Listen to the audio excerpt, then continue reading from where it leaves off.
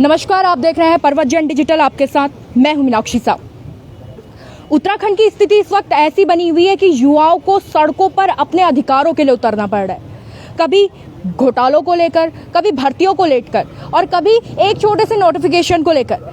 अब यहाँ आज जो मेरे साथ छात्र हैं वो सारे जेईई के छात्र हैं और दिक्कत ये है कि इनकी परीक्षा से ठीक एक दिन पहले इनका नोटिफिकेशन हटा दिया जाता है। अब उस नोटिफिकेशन को मांगने के लिए कि भैया हमें ऐड कर दीजिए, 1 साल का संघर्ष इन्हें करना पड़ता है। सितंबर से ये प्रोसेस स्टार्ट हुआ और आप देखें कि ये अगला सितंबर आ गया है। माननीय विधायक साहब ये कहते हैं, कैबिनेट मंत्री जी ये कहते हैं कि आश्वासन पे आश्वासन, आप इस मिनिस्टर के पास चल जाइए, आप इस विभाग में चल जाइए, आप उस विभाग में चल जाइए, फाइल यहाँ पर पड़ी है, लेकिन काम नहीं होता। कई बार कई सारी कहानियां याद आती है जिसमें इसी तरीके से फाइलों को घुमाया जाता है। ठीक आज वो प्रोसेस हमारे उत्तराखंड में देखने को मिल रही है, जब भर्तियों के नाम पे कह दिया जाता है कि हमारे पास वित्त नहीं है, हमारे पास ये दिक्कत है, हमारे पास टेक्निकल इश्यूज आ रहे हैं, एरर्स आ रहे हैं। तो इन युवाओं से जानते हैं कि आखिर क्या कुछ है। पूरा पहले बताइए, मामला क्या है, कब से मामला चल रहा है, क्या कुछ है? जी मैम, ये उत्तराखंड लोक सेवा आयोग के जरिए जूनियर इंजीनियर्स की वैकेंसी निकलती है। तो ये जितने भी जूनियर इंजीनियर सेलेक्ट होते हैं वो इसी वैकेंसी के जरिए सेलेक्ट होते हैं। सिंचाई ग्रामीण निर्वाह विभाग, लघु सिंचाई विभाग, सिंचाई विभाग, पेयजल, जितने भी विभाग होते हैं, लोक निर्माण विभाग, सभी विभागों में जितने भी इंजीनियर सेलेक्ट होते हैं वो इसी के जरिए सेलेक्ट होते हैं। तो पहले तो 2013 में इसका जब एग्ज़ाम हुआ था, उसके बाद 2022 में ये भर्तियाँ निकली। मतलब 8 साल हमको लग गए और उस भर्ती को निकालने के लिए भी हमने बहुत चक्कर काटे थे।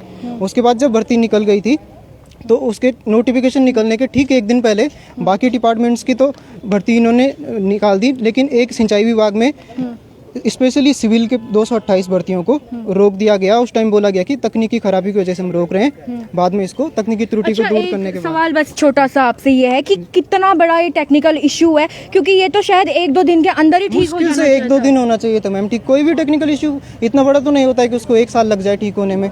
और फिर उसके बाद मैम हम उसी दिन, उसके जस्ट अगले दिन महाराज जी से मिलने आए थे। उन्होंने कहा कि आप एग्ज़ाम पे फोकस करो, जैसे ही एग्ज़ाम होता है हम ऐड कर देंगे। तो 7 मई को इसका एग्ज़ाम हुआ, 7-8 मई को एग्जाम हुआ। उसके बाद हम वापस से महाराज जी से मिलने आए। उन्होंने हमें सचिव साहब के पास भेज दिया कि आप सचिव साहब के पास जाओ। हम सचिवालय जाते हैं, वहाँ से हमें बोलते हैं कि आप मंत्री जी से वापस लिखा के लेके आओ, जब तक वो ऑर्डर नहीं देंगे तब तक नहीं होगा। अच्छा, मेरा सतपाल महाराज जी से लिखा के आओ जी। फिर हम वापस से महाराज जी के पास आते हैं, वो कहते हैं कि ये सीएम सर के पास जाओ आप। हम सीएम सर के पास जाते हैं, सीएम सर बोलते हैं कि ये तो महाराज जी का मंत्रालय है, वही करेंगे।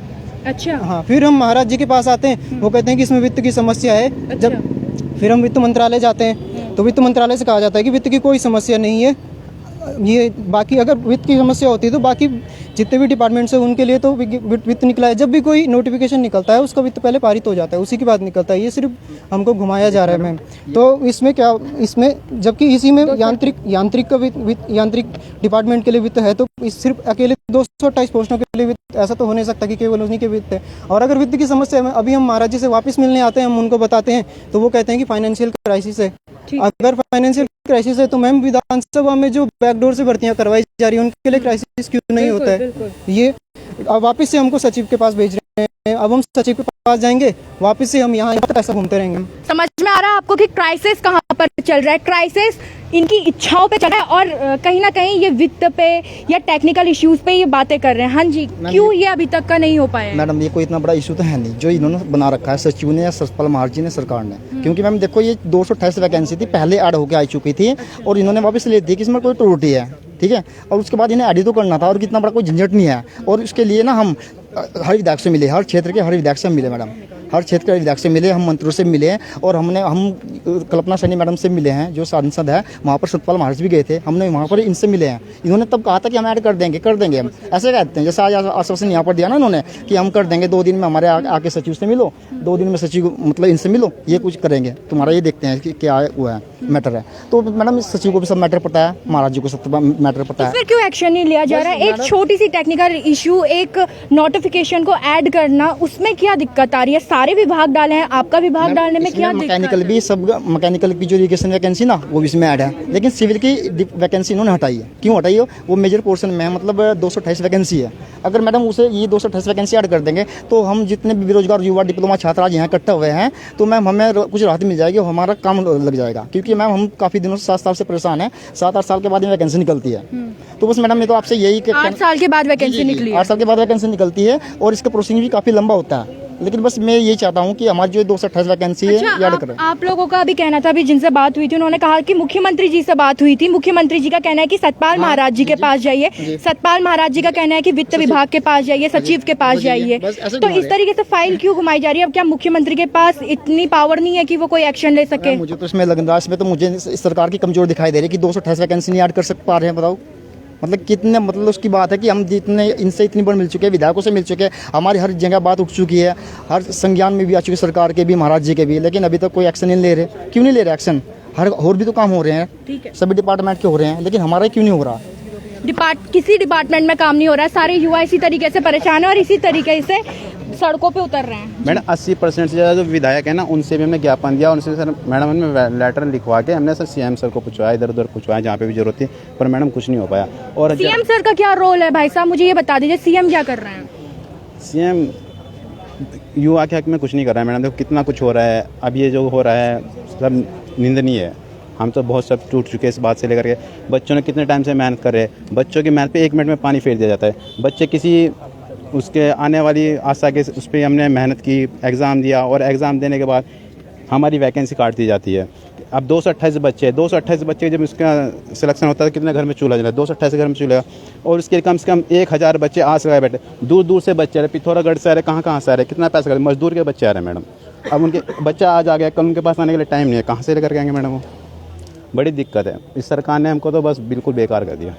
तो आप सुन रहे हैं, ये उत्तराखंड की व्यथा है, ये उत्तराखंड के युवाओं की व्यथा है। किसी एक डिपार्टमेंट की यहाँ पर बात नहीं हो रही है, हर डिपार्टमेंट में कोई ना कोई करप्शन यहाँ पर देखने को मिल रहा है, हर डिपार्टमेंट इसी तरीके से परेशान है। और यहाँ पर तो एक छोटी सी टेक्निकल एरर की बात है जिसके लिए युवाओं को 1 साल तक का इंतजार करना पड़ता है, उस भर्ती के लिए जिसके लिए उन्होंने 8 साल तपस्या की होती है। मैडम खुद सतपाल महाराज जी ने आश्वासन दिया था, सेमिनार में भी कहा कि हम वैकेंसी ऐड कर देंगे, लेकिन क्यों नहीं कर रहे अभी तक? खुद अपने आप पे इन्होंने आश्वासन दिया, तभी तो हम इकट्ठा हुए। ये पहले निकाल, छोटी सी बात हो तो आज के दिन भी कर सकते हैं, कर सकते हैं, उनके हाथ की बात है, 2 मिनट में काम हो जाएगा। अभी थोड़ी देर पहले, 1 मिनट, थोड़ी देर पहले जिस समय मैं यहाँ पर आई थी, सतपाल महाराज जी आप लोगों के पास आए थे, क्या बातें उनसे आप लोगों की हुई? सतपाल महाराज जी ने कहा, देखो आप जो आए हैं ना, मतलब हम ये सचिव से मिले, सचिव को ना पास में बुलाया, जो इरिगेशन के सचिव थे, उन्होंने कहा कि ठीक है मैं ये मैटर में देखता हूँ और 2-3 दिन में मेरे पास आ जाना। 2 दिन के बाद बुलाया उन्होंने। सर मैडम तो ये बात कहना चाहता हूँ कि सचिव को सब बात पता है, महाराज जी को सब बात पता है, तो इसका उनकी नहीं अभी क्या बात हुई थी सतपाल महाराज? बस ये बात हुई कि 2 दिन के बाद सचिव से आगे मिलो और सचिव जी देखते हैं। आज जब आप लोग आए हैं तो आज क्यों नहीं मिलो? बस मैडम ये अब क्या कर सकते हैं, इतनी देर बात नहीं हो पाई। यही मैं ये युवाओं से जानना चाहूंगी, आप रुकिएगा। सतपाल महाराज से क्या बात हुई अभी? मैम उन्होंने ये बोला है कि इसमें परीक्षण चल रहा है। किस चीज का परीक्षण? कि ये ऐड करने का। हम 4 महीने 1 साल से 4 महीने से हम मैम घूमते घूमते परेशान हो गए। हम यही सुनते हैं परीक्षण चल रहा है, ऐसा कैसा परीक्षण हो गया हमें समझ ये नहीं क्या मार्स पे भेज रहे हैं, रॉकेट भेज रहे हैं, कौन सी साइंस चल रही है, क्या परीक्षण चल रहा है? कभी वित्त का होता है, कभी की फाइल नहीं पहुंची, कभी कोई कुछ बोलता है, कभी कुछ बोलता है। अब सचिव साहब ने पहले बयान ये दिया है कि एक छोटा सा टेक्निकल एरर है, तो फिर अब उस टेक्निकल एरर को 1 साल का वक्त क्यों? सितंबर क्यों? ये मैम टेक्निकल चीज़ तो मैम नहीं पता होगी, हमें तो पता नहीं। अब क्या पता अंदर क्या काम चल रहा हो, हमें कुछ पता नहीं ना। क्या पता ये संविदा लगाने हो, बैकडोर से लगा रहे हो, हमें कुछ पता नहीं है मैम, ऐसा हो सकता है। हम सचिव साहब ने तो हमें ऐसा ही बोला है फ़ोन पे कि हम ऐड नहीं करेंगे, आप चाहे कुछ भी कर लो। ऐसा ही है मैम, फ़ोन पे बोला गया। ये बात आपने अभी महाराज जी को बोली? मैम वो अभी थोड़ा उनका मीटिंग था, लेट हो रहा था, हम दोबारा जाएंगे, उनके बाद दोबारा बात करेंगे। हम जब तक आज लिखित में नहीं देते हम तब तक जाएंगे नहीं आज यहाँ से। अच्छा जी।